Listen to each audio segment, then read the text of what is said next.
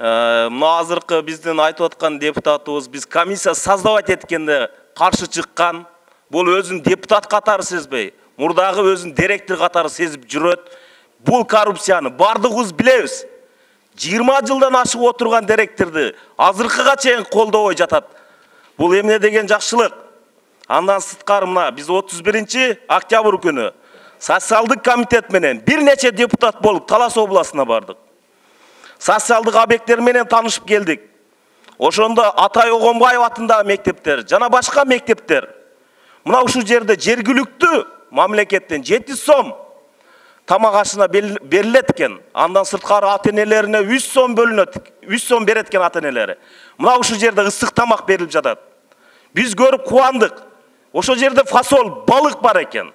Негедир биздин Бишкек шаарыбыз, борборубуз болгон Бишкек шаарыбыздын мектептерине 15 сом бөлүнөт экен. А бирок Бишкек шаарындагы биздин балдарыбыз эмне жеп жатат? Булочка менен сок ичип жатат. Мына ушул жерде дагы эмне деген коррупциялык иштер жатат. Мен айтат элем, биз ушул Талас областына барып ушунчалык бир сыймыктанып келдик. Жаш балдарыбыз тамак жегенден, биздин ысык тамак ичкен балдарыбыз биздин балдарыбызга канча деген жардам берип жатат. Аз камсыз болгон үй бүлөлөргө мектептеги ысык тамак абдан жакшы жардам болуп жатат. Бардык эле үй бүлөлөр эртең менен балдарына ысык тамак берүүгө шарты жок.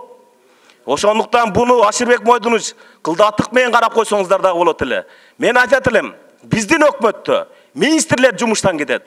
Биздин өкмөттө министрлерди оңой алмаштырганы болот. А бирок бул жерде 20 жылдан ашык отурган мектептерди директорлорун алмаштыра албай атабыз. Тамырлары ышып бүттү булар.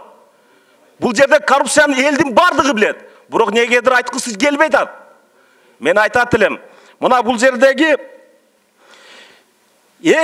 бизге эң негизги балдарыбыздын келечеги, алардын билим деңгээли жогорулатуу жана укуктарын коргоо боюнча максат биринчи орунга коюлган. А бирок бул жерде сабалган баланын, ырыскелдинин келечегин ким ойлойт? Өкмөттүк эмес уюмдар эмне үчүн баланын укугун коргобой азыркыга чейин отурат? Мына бул жерде биздин премьер-министрибиз өзү көзөмөлгө ала турган болду. Мына ушул жерде ушу мектептин креслону сактап аткан директорду ушуга ким крышовать этип аткандардын баарын фамилиясын алып чыгалы Чыныбай Акунович. Жетишет ушул убакка чейин. Министрлер кетип атат жумуштан.